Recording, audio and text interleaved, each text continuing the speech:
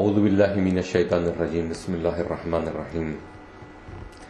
Las alabanzas sean para Allah, Señor de los universos, y sus bendiciones sean sobre el mensajero Muhammad, su familia purificada e inmaculada, y sobre todos aquellos que se esfuerzan en seguir el camino recto.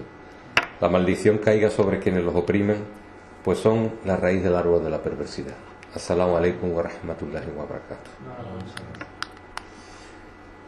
Una vez que en las charlas anteriores expusimos las generalidades acerca del tema del alma y el corazón y vimos la necesidad de vencer los defectos de los mismos y adornarlos con virtudes y salud para poder avanzar en el camino espiritual, vamos a iniciar ahora el acercamiento a lo que podríamos llamar la cuestión práctica del perfeccionamiento espiritual, a través del cual procuraremos despojarnos de las enfermedades del alma y embellecer nuestro corazón con las virtudes de la ética y la moral, inshallah. Como ya vimos en la primera de estas charlas, hay dos pasos fundamentales en este camino de nuestro desarrollo espiritual, que eran, en primer lugar, vaciar nuestra alma de sus defectos y enfermedades, para inmediatamente después abordar el segundo paso, que consistía en llenarlas de virtudes para así embellecerlas. Este primer paso, que no es más que la educación del alma en el sentido de su purificación, tiene a su vez tres aspectos en los que actuar para conseguir este propósito, que por otra parte se corresponden con los tres niveles en que las enfermedades atacan al corazón humano. El primer punto a trabajar para emprender este camino es el tema de las creencias, para lo cual debemos purificar nuestra alma y nuestro corazón de las creencias falsas, aquellas que están en contra de la naturaleza humana y de la propia lógica, aquellas creencias que están en contra de las enseñanzas de los profetas y de la propia revelación. Por tanto, para poder comenzar a construir nuestras creencias con una base firme y sólida, primero deberemos vaciarnos de esas ideas equívocas, ya se traten estas de supersticiones, de ideologías, de costumbres sociales, de pensamientos caprichosos, de moda o de cualquier otra. El segundo punto es ir directamente al tema del corazón, en su dimensión psicológica o emocional, de tal modo que seamos capaces de vaciarnos de todo el sentimiento negativo que hayamos ido adquiriendo como consecuencia de nuestros malos hábitos. Temas como la envidia, el sentirse superior a los demás, los propios complejos de superioridad o inferioridad, los malos pensamientos hacia otros o la falta de respeto hacia ellos, la ira, el no cumplir con nuestros compromisos, la traición, la maledicencia, la injusticia, en fin, todas esas enfermedades fáciles de reconocer de manera innata en cada uno. El tercer punto a trabajar atañe a nuestro comportamiento y nuestra conducta, es decir, atañe a nuestras acciones. Para ello hemos de tratar que nuestro actuar en la vida cotidiana esté siempre acorde con nuestras obligaciones, especialmente siendo obedientes con esas prohibiciones que Allah subhanahu wa ta'ala nos ha impuesto para alejarnos del pecado.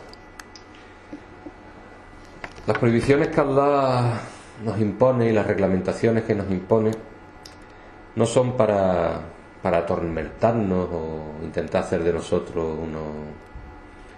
unos pocos mártires en vida, sino son simplemente una protección tanto para nuestra vida de acá como nuestra vida de allá.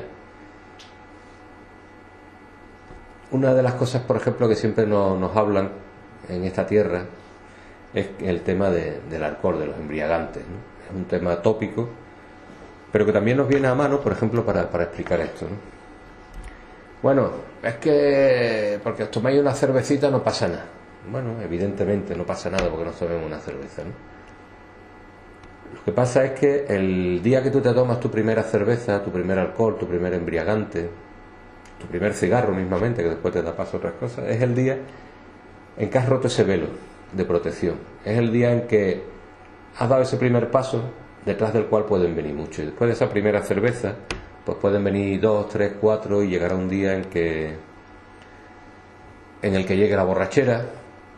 Y no es que todo el que beba un día una cerveza vaya a terminar siendo alcohólico, pero hemos hablado y seguiremos hablando estos días del valor de la conciencia. Precisamente el embriagante lo que hace es quitarnos la conciencia. Una vez que no tenemos conciencia no sabemos a dónde llegamos. Hay un cuento, esto que llaman un cuento sufi, que no deja de ser más que un cuentecito, pero que te enseña una moraleja de una forma fácil. Un cuento que me contaron pues hace más de 30 años, o sea que literalmente no lo voy a reproducir, pero es muy gráfico y muy simple. Yo muchas veces se lo he dicho a niños y eso. Otra cosa es que no te hagan mucho caso. Se trata de que había un hombre que había sido muy bueno durante toda su vida, una persona que no había cometido pecado ninguno, que impecable, ¿no? Y llegaba el momento, se acercaba el momento de su muerte. Entonces, claro, te digo, es un cuento, ¿no? No es algo, no tiene nada de realidad, pero bueno. No puede morir alguien sin haber cometido algún pecado inmaculado, ¿no? Entonces, bueno, le vino un ángel, no sé si era Ángel Gibril o el que fuera, contaba el cuento, y nadie le dice al hombre: mira, fulano, tú, es que se te acerca el momento de la muerte y, en fin, tienes que cometer algún pecado porque no se puede morir sin hacer algo, ¿no? Por pequeño que sea. Bueno, total. Este hombre empieza a darle vuelta a la cosa. ¿Qué hago yo ahora, no? Bueno, robo. ¿Cómo voy a robar? Si estoy cometiendo una injusticia contra una persona que a lo mejor se ha tenido que esforzar para conseguir eso, ¿cómo le voy a robar? Pues yo qué sé, tengo relaciones con una mujer que no es mi mujer, ¿no? Pues otra injusticia. Bueno, total, el hombre estuvo así haciendo un repaso a los pecados y faltas. Bueno, matar, ¿cómo voy a matar? Vamos, eso es lo más grave que se puede hacer, le voy a quitar la vida a una persona. Y al final el hombre dijo: bueno, pues mira, lo que menos daño hago a nadie es beber. Y obviamente el hombre bebió. ¿Qué ocurrió? Bebió, perdió la conciencia, se emborrachó y robó, violó, mató y sobre todo, ¿no? Entonces, bueno, lo que vengo a decir con esto es también como, por ejemplo, como en nuestros tiempos, en otros tiempos ya más antiguos, las muchachas aquí se preocupaban de preservar su virginidad. Evidentemente, una muchacha que cuidaba su virginidad no era una muchacha que fuera a tener un embarazo no deseado, ni las consecuencias que eso traen después, para ella, para la familia, para todo, ¿no? Entonces, lo que quiero decir con esto es que esas prohibiciones, aunque me esté extendiendo un poquito más de la cuenta, esas prohibiciones que Allah nos pone, no debemos de verlas nunca como un castigo o como una gana de fastidiar, sino debemos de comprender de que no son más que protecciones. Digo, para nuestra vida de acá, que por ejemplo si bebemos, pues podemos cometer una infracción de tráfico, tener un accidente, cometer algún delito.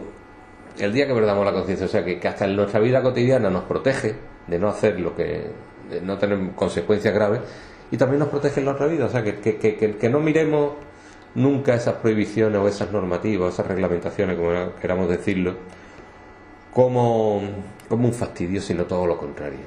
Agarrémonos a ellas porque nos servirán de protección y nos ayudarán, ya te digo, tanto en la vida de acá como en la otra vida, inshallah.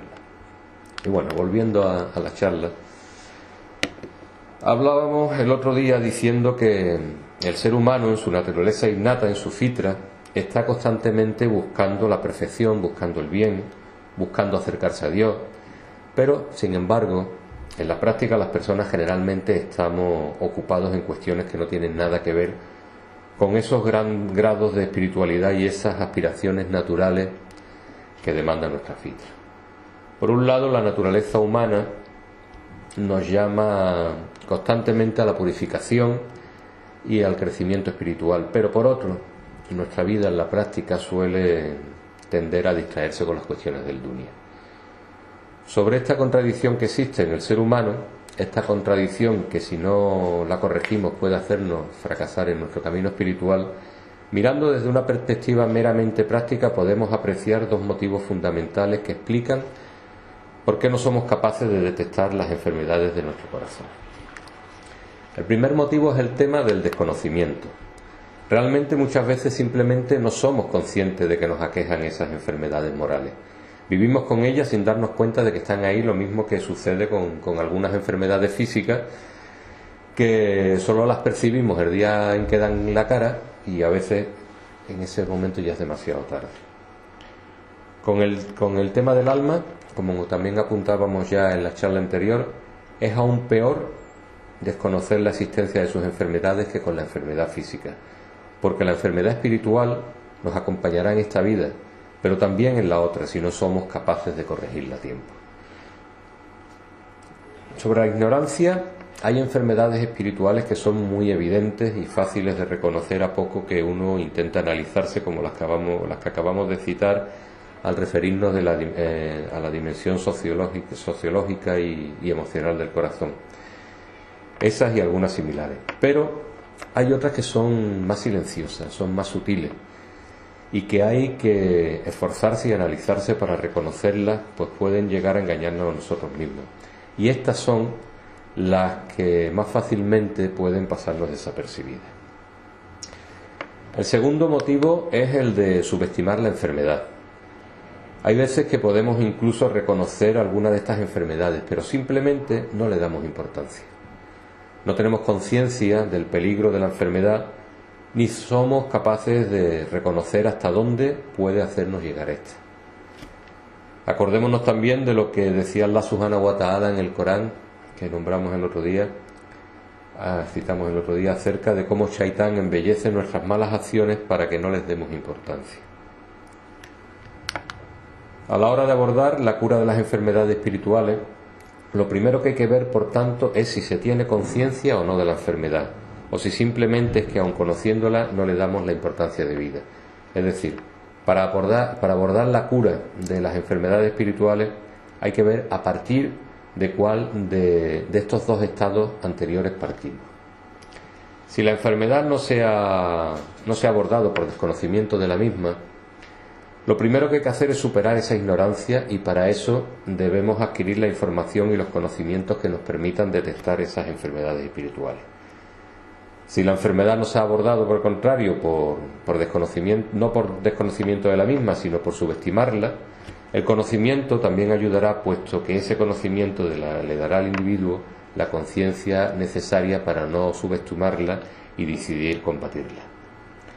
En este sentido, la manera de abordar la enfermedad que se conoce pero que se subestima es convencernos de su importancia y tomar la firme decisión de atajarla. Volviendo al primer punto de partida, para adquirir los conocimientos a los que nos referimos que nos permitan detectar las enfermedades espirituales, es conveniente recurrir a la ayuda de varios caminos o herramientas. La primera de estas herramientas es el aql, el intelecto, la razón, del que tanto hablamos estos días, el cual debe tomar el control de las potencialidades del alma y así guiar al hombre. Tenemos que hacer uso del intelecto de la manera que Allah Subhanahu wa Ta'ala nos enseña en el Corán y en la manera que aparecen las narraciones en los hadices. Por ejemplo, en la ley 46 de la Sura 22, Surat al-Hajj, podemos leer: ¿No han viajado jamás por la tierra con corazones capaces de entender y oídos capaces de escuchar? Es decir, conocer el entorno en el que estamos inmersos, conocer también la historia y aprender de los sucesos y pueblos del pasado, para que con ese conocimiento y la ayuda de nuestro intelecto podamos reflexionar y así comprender las realidades que nos afectan. En la ley 100 de la Sura 10, Sura Yunus, nos dice Allah Subhanahu wa Ta'ala: no es posible que ningún alma crea si no es con el permiso de Dios. Él hace dudar a quien no razona. Por otra parte, el imán al-Baqir alayhi salam dijo: cuando Dios creó al aqil, el intelecto, la razón, le hizo hablar y le dijo: adelántate, y se adelantó; atrásate, y se atrasó. Después le dijo: por mi majestuosidad, que no he creado ninguna creación a la que ame más que a ti, y no he perfeccionado más que aquello que amo. A través tuyo ordeno, a ti te prohíbo, a ti te castigo y a ti te recompenso.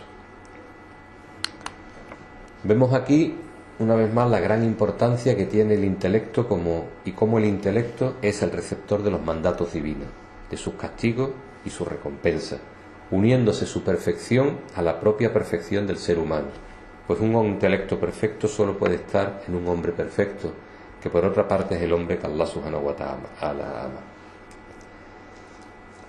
El intelecto se convierte en protagonista del ser humano, pues como receptor de los mandatos divinos y como portador de la capacidad de discernir, es el propio aqil el que decide acatar o no estos mandamientos, y por tanto es el aql, el intelecto, el que recibirá la recompensa o el castigo que su decisión provoque.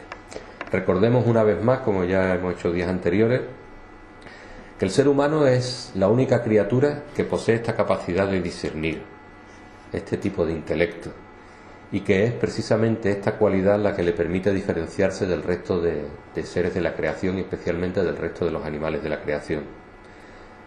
Por tanto, la persona que no hace uso de su intelecto se está rebajando a sí mismo al nivel de cualquier otro animal. El intelecto es necesario por dos razones fundamentales. La primera de ellas es para reconocer a Dios, a sus profetas, a sus imames, alayhim salam, y para reconocer el juicio final. Es decir, el intelecto, el razonamiento, nos debe ayudar a obedecer a Dios, a obedecer a sus profetas e imames, y con ello tratar de salvarnos el día del juicio. La segunda razón es para pensar y reflexionar, y así distinguir entre el bien y el mal, y decidir qué hacer entre lo que nos beneficia y nos perjudica. El profeta sallallahu alaihi wa sallam tiene un hadiz que dice: la gente que no puede pensar termina en la perdición. Igualmente dijo a uno de sus compañeros: tengo un consejo para ti, piensa siempre en el final de las acciones. Si tiene un buen final, hazlo. Si tiene un mal final, no lo hagas. La segunda herramienta es la reflexión sobre uno mismo. Este es uno de los caminos que utilizan los sabios a la hora de abordar el perfeccionamiento humano y el crecimiento espiritual. Reflexionar sobre nuestra propia realidad y así chequear nuestro alma para ver dónde falla o dónde no. Al igual que el médico nos reconoce nuestro cuerpo físico en busca de enfermedades o defectos, para partir de ahí y analizando nuestros comportamientos poder detectar nuestras enfermedades espirituales. Dice Allah subhanahu wa ta'ala en las aleyas 14 y 15 de la Sura 75, Sura Al-Qiyamah: el ser humano es quien mejor conoce su propia alma, aunque trate de disculparse.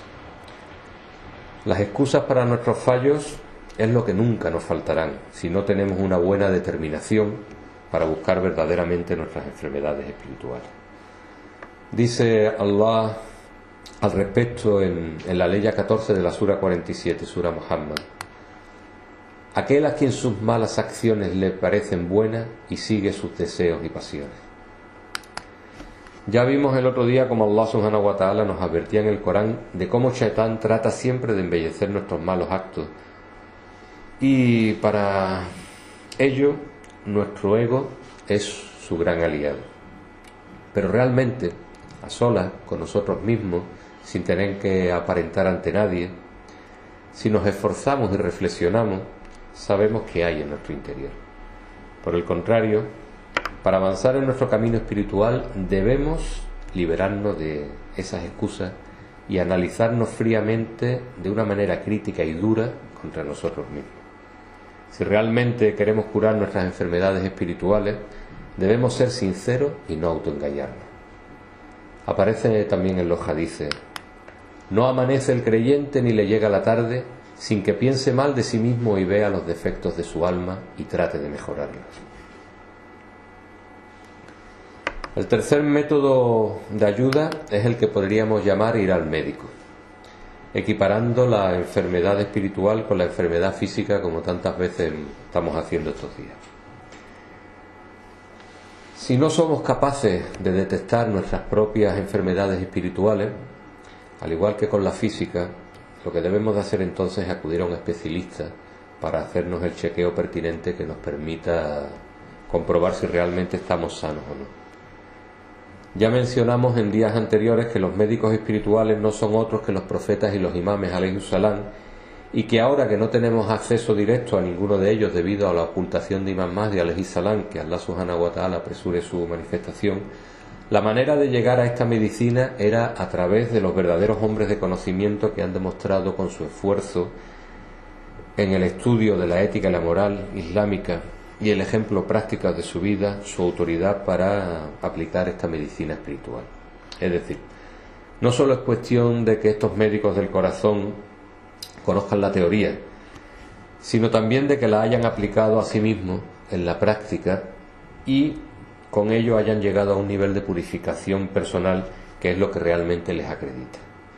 Por tanto, la visita a los sabios del Akhlaq es fundamental para que nos guíen en el camino de nuestra cura espiritual. Claro, Nosotros aquí podremos decir que en esta sociedad, en esta parte del mundo, no lo tenemos muy fácil porque simplemente no se suelen encontrar por aquí este tipo de sabios. Eso sí, muchos gurús farsantes en Occidente, los que queramos, pero afortunadamente ya las cosas no es como hace unos años. Hoy en día hay maneras alternativas, aunque solo sea a través de relaciones por internet, de poder contactar con este tipo de personas. Tenemos siempre algún conocimiento de otras personas que nos puedan introducir allí, nos puedan presentar quiénes son estas personas, que realmente nosotros tampoco conocemos. E incluso hoy en día, alhamdulillah, hasta podemos viajar a bajo precio. O sea, hoy en día podemos aprovechar los precios estos low cost y plantarte en Oriente en Irak, por ejemplo, 200 y pico, 300 euros, y de vuelta. O sea, que quien realmente esté aquejado y realmente necesite de esta ayuda, aunque estemos en esta parte del mundo, hay maneras de poder recurrir a ellas, ¿no? Otro de los caminos que podemos utilizar para detectar nuestras enfermedades espirituales es el de nuestras compañías y amistades. Ya hablamos el otro día de ello. En los hadices aparecen narraciones atribuidas al profeta sallallahu alaihi wa sallam, en la que se nos dice: el creyente es el espejo del creyente. Nuestros amigos deberían ser como nuestros espejos, a través de los que poder descubrir nuestros errores. Dijo el imán Sadiq alaihi salam: el mejor de los hermanos es aquel que me muestra mis defectos. Aquel que se limita a reírnos siempre en la gracia, a darnos siempre la razón, a no molestarnos con sus comentarios o sus críticas sobre nosotros, aquel que no nos muestra nuestros defectos, en definitiva, lo que está haciendo en realidad no es más que colaborar en que nosotros sigamos enfermos. Por el contrario, el amigo creyente, el amigo con sabiduría, el amigo que procura su propia purificación, el amigo que es capaz de arriesgarse a molestarnos para advertirnos de nuestros defectos y aconsejarnos, puede ser un gran aliado para que logremos detectar nuestras fallas y nuestras enfermedades espirituales. Es fundamental, como ya apuntábamos la semana pasada, que aprendamos a elegir nuestros amigos de entre los creyentes. Esto no quiere decir que no tengamos ninguna relación con los no creyentes, y máxime en una sociedad como esta en la que los musulmanes somos como gotas en un océano, ¿no? No quiere decir que no tengamos relación con gente. Pero eso sí, aquellas personas que nos sean cercanas, aquellas personas que nos influyen, aquellas personas en las que depositemos nuestra confianza, de las que pidamos consejo, eso sí, o sí, como diría el otro, deben ser de entre los creyentes, si es que de verdad queremos que estas amistades nos beneficien y no nos perjudiquen. Otro de los métodos que nos ayudarán en la investigación de nuestro interior es aprender de experiencias ajenas. Digamos que es como tomar la moraleja de situaciones similares que hayan ocurrido a otras personas. Hay un hadiz en el que el profeta sallallahu alaihi wa sallam nos dice: es feliz aquel que aprende de otros. Si conocemos o sabemos de alguien a quien un comportamiento, un sentimiento o un pensamiento determinado le produjeron malas consecuencias, eso debería sernos suficiente para nosotros y con ello evitar comportamientos, sentimientos o pensamientos similares. Allah subhanahu wa ta'ala nos narra muchas historias en el Corán respecto a pueblos anteriores o en la vida de los profetas, alayhim salam, en las que nos muestra cómo pueblos o dirigentes del pasado que fueron perversos por diferentes motivos tuvieron finales dolorosos. Allah nos expone estas historias precisamente para que reflexionemos sobre ellas y que estas experiencias de otros sean enseñanzas que nos sirvan como ejemplo de los caminos que debemos o no debemos seguir si nuestra búsqueda final es la salvación. Dice Allah subhanahu wa ta'ala en el Corán, resumiendo esto, la ley 111 de la sura 12, sura Yusuf: en sus historias hay una enseñanza para quienes están dotados de intelecto. Mirar, observar y aprender de las vidas ajenas o de otros pueblos es un método que nos puede ayudar a encontrar el camino con mayor facilidad que si tenemos que experimentar cada error en nosotros mismos. Debemos saber observar y reflexionar para que de ello podamos sacar esas enseñanzas que nos guíen en nuestro camino. Aprovechar la crítica. Esta sería otra de las herramientas que estamos comentando. Es normal que cuando estamos expuestos en los diferentes niveles, desde el nivel familiar hasta el nivel de la acción social o pública que podamos tener cada uno, nos lleguen críticas por nuestra actividad. Cuando esto sucede, no debemos entender esa crítica como un arma arrojadiza contra nosotros, sino que por el contrario deberíamos aceptarlas y aprovechar estas críticas como algo que nos ayude para construir nuestro ser. Y esto especialmente, aunque nosotros tal vez no estemos de acuerdo en una primera instancia con estas críticas, cuando veamos que éstas no se hacen con la única intención de demoler o de causar daño, sino, por el contrario, con la intención de aconsejar y ayudar. Debemos saber analizar esa crítica y extraer de ella todo lo positivo que podamos para que esto nos ayude. La crítica, la que se hace con buen sentido, únicamente puede ayudarnos a detectar nuestros errores y con ello ayudarnos a superarlos. Por tanto, la crítica que se hace con buena intención debe ser siempre bienvenida y agradecida. Por último, la última de estas enfermedades que estamos mencionando es el conocer los síntomas de los defectos. Volvemos otra vez al símil de la enfermedad física. Cuando conocemos los síntomas de alguna enfermedad y creemos verlos o sentirlos en nuestro cuerpo, esto es una alerta para nosotros, para que acudamos al médico a ver si realmente tenemos esa enfermedad y en su caso nos la trate. Con las enfermedades del alma ocurre exactamente lo mismo. Si conocemos síntomas que impliquen fallas y defectos espirituales y los sentimos en nosotros mismos, es una alerta para que inmediatamente nos debe llamar a corregir estos defectos. No sentir atracción por Dios, no sentir interés por la otra vida, no sentir amor por el profeta o por Ahlul Bayt alayhi salam, si no nos llama la oración, el salat, si no nos interesa el Corán, si huimos de los ambientes religiosos, si nuestras amistades con los incrédulos, etcétera, etcétera, etcétera. Todo esto son síntomas de graves fallos. Dolores de fiebre, náuseas, mareos, debilidad, pueden ser los síntomas que nos hagan darnos cuenta de la enfermedad física. Igualmente, estas referencias que acabamos de nombrar y otras similares indican que en nuestro ser, en nuestro corazón, en nuestra alma, se está incubando la enfermedad espiritual. Y como ya hemos repetido varias veces en estos días, es la peor de las enfermedades. Conocer estos síntomas para poder reconocerlos en nosotros mismos y así poder actuar a tiempo es muestra de salud espiritual. Es importante, por tanto, que estemos atentos. Toda cura requiere como primer paso el conocer la enfermedad que se debe tratar y así poder aplicar el tratamiento necesario para ello.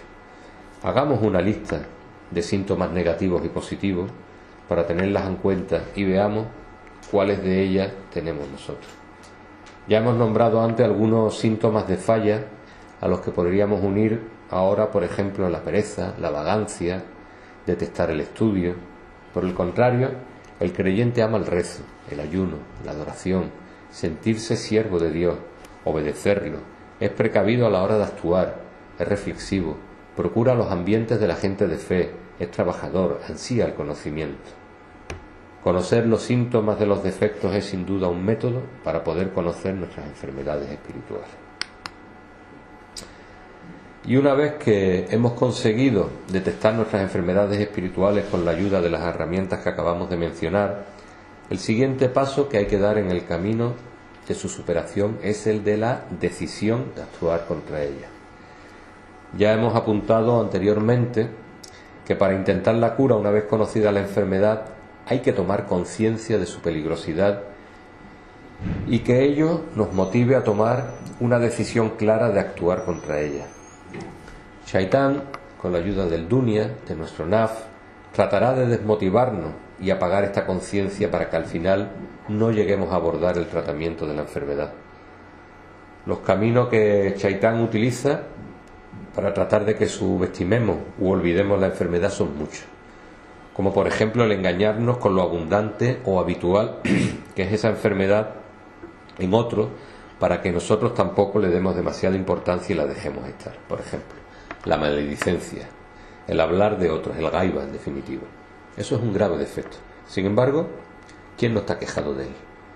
Pero ¿es esa generalidad, puede esa generalidad ser una excusa para que no intentemos corregir ese defecto en nosotros?